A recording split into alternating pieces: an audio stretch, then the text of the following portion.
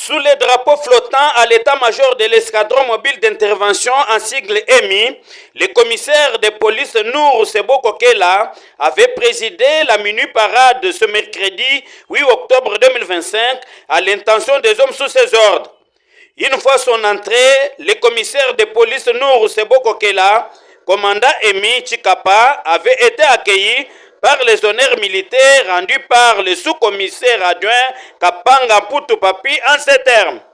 Monsieur le commandant escadron mobile d'intervention, mon commissaire, 4 agents sont rangés pour la parade de ce jour. Prenant la parole, le commissaire Nour Sebo Kokela avait tiré sa causerie morale dans le requête de lois et décrets relatifs à la réforme de la police nationale congolaise selon la loi numéro 13/013 du 1er juin 2013 portant statut du personnel de carrière de la police nationale dans son article 169 qui constitue des fautes disciplinaires, notamment le mensonge, l'ivresse, la grossièreté, les chansons obscènes, pour ne citer que cela.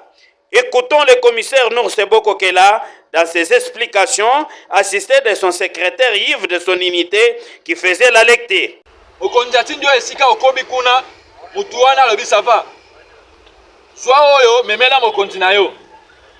Yo zwi yango tsheno na poche oye wana okati lo sako ya masele o mokonzi mutu yango na moni ete mais yo so zwa ki lo me o tshena poche lokuta policier akosaka te soki okosi eke ba constater ou ba remarquer que yo okosaki yeba ke okwei na o ba bengi kombo faute disciplinaire sanction nango pe ezali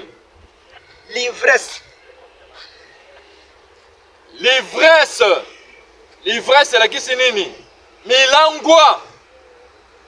milangwa ba policier c'est comme si besoin diplôme ya milangwa bobima ba licencié en ivresse toza pena ba docteur en ivresse yo ça au soutenir thèse na ya doctorat pour na milangwa donc pour na yo kanisi pose à la policier et sengeli yo zala na milangwa ndenge bozo ko biso soni na bande ko na biso mususu ba policier tina ba réseaux sociaux mutatelemi aza ko se soulager azo sala des doigts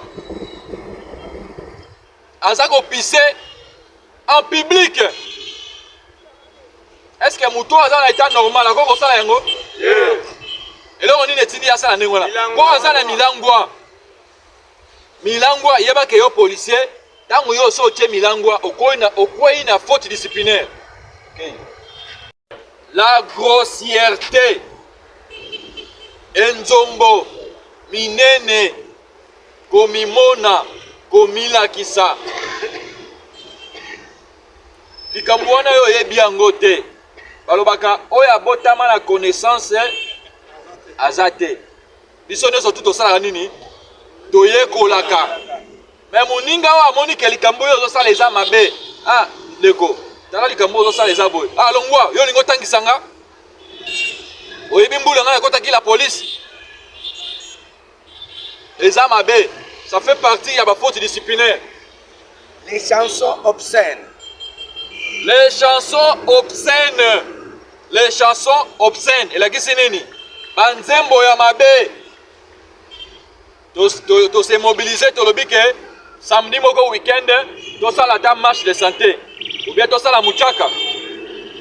To sala muchaka na nzela, balobi to sala mo animation pour na epesa biso moi loyal. Mais yo bandi koyemba banzembo ya mabe. Donc banzembo ya bêtise et petit sami. Policier yemba ka banzembo ya mabe te. Le commandant Emi Chikapa avait lancé un appel à ces éléments de la police d'être disciplinés.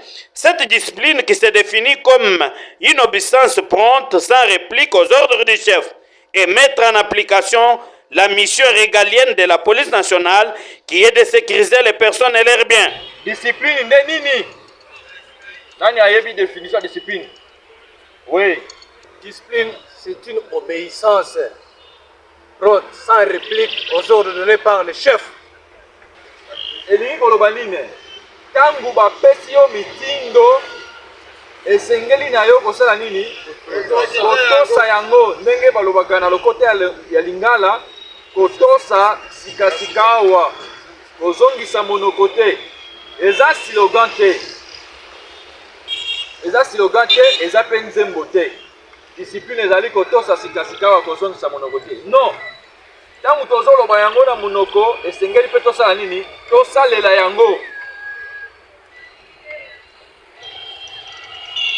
nalobaka na bino à chaque fois na mosala oyo ya mapinga to ya police oyo toponi soki ozotambola na règlement mpe otosaka na yo baconsigne ya mosala okotikalaka kozwaka likama ata mokolo moko te parce que yo otelemeli na règlement ozotambola oyo elobi règlement mpe ozotosa baconsigne ya bakonzi likama ekouta wapi likama ezoya ntango yo oboyi kotambola na règlement mpe ntango yo ozoboya kotosa baconsigne ya bakonzi wana nde ozwi likama awa na kati ya unité na biso toza na batâche oyo esengeli na biso kosala awa ezali unité d'intervention na kati ya unité d'intervention escadron mobile d'intervention toza na yango nasi nalakisaka bino l'autre fois tolobi boye na mosala na biso mpona koprocéder malamu tozalaka na rôle oyo esalemaka topesaka bapolisier misala d'emblée te ala hati te policier ayekaka mbala moko yo kosala boye kozongisa boye non tout est programmé. Pour rappel, cette unité de l'escadron mobile d'intervention jadis fonctionnait sous les manguiers dans le hangar avec l'avènement du commissaire Nour Seboko Kela à la tête de cette unité grâce à l'implication du commissaire provincial de la police nationale congolaise du Kasaï et l'assistance morale et matérielle du commandant commissariat urbain Pense Chikapa.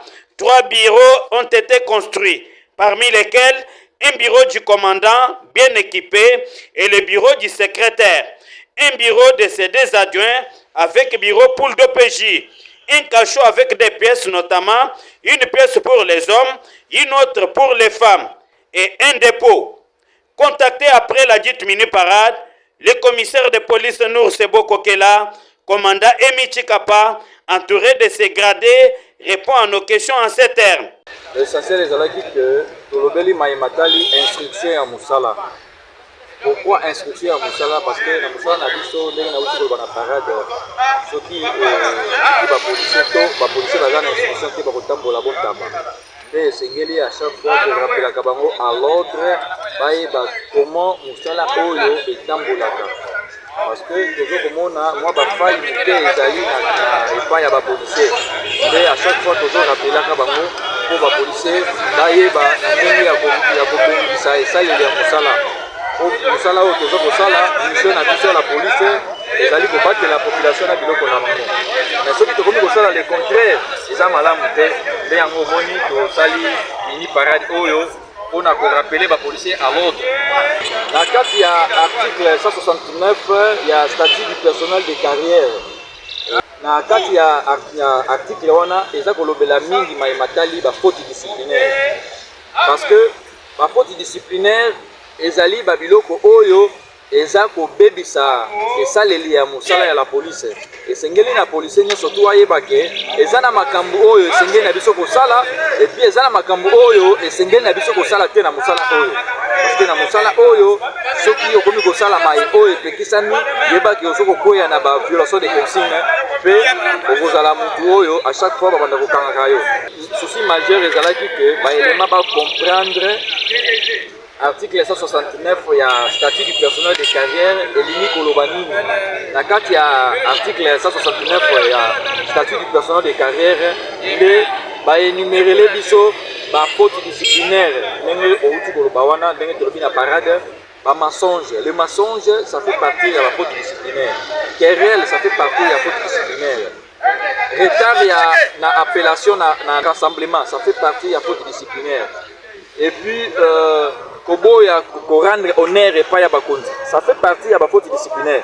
Donc eza ebelé ezali vraiment ebelé, mais pour la journée à lelo ya parade à lelo tolobeli moi l'essentiel pour ba policier bayeba parce que musala oyo esengeli à chaque fois ko rappela ka ba policier po balobi soki otiki bapolisier lolenge wana lolenge kani bakotambola bontaba. Alors po bapolisier batambola bontaba te, policier na policier esengeli na ye ayeba maye nini oyo ye etake policier esengeli na ye asala, nini mpe esengeli na ye kosala te. Nde ntina oyo tosalaki mwa mini parade na biso na cadre ya instruction pe ezali na cadre lokola tobengaka yango formation continue na kati ya unité. Mateya ça fait partie ya formation continue oyo esengeli na bapolisier bayebaka ndenge nini esengeli na bango kotambola na kati ya la police. C'est sur cette photo de famille que le commissaire Nour Seboko Kela avait bouclé la dite mini-parade. Depuis Chikapaville, commandant Bébé Raphaël Ntumba, Sikop Kassai.